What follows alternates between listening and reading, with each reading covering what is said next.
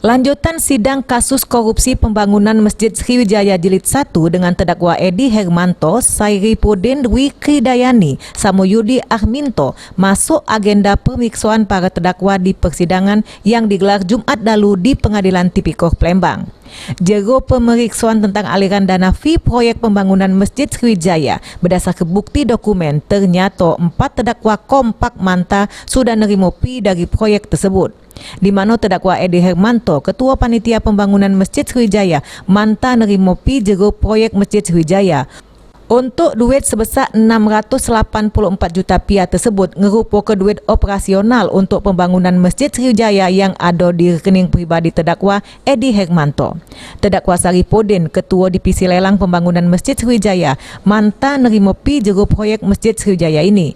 Kerana pas tim penyidik Pitsus Kejati Sumsel yang melakukan penggeledahan di rumahnya dan ditemukan dokumen aliran dana masjid, hal ini tidak diketahui oleh terdakwa, pasalnya terdakwa Saripudin sudah ditahan di Pak Jo.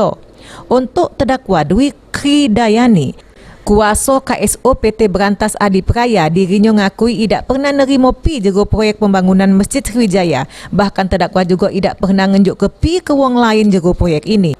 Project Manager PT Berantas Adipraya manta sudah nerima pi maupun ngenjuk pi ke wong jero proyek pembangunan Masjid Sriwijaya ini dewe.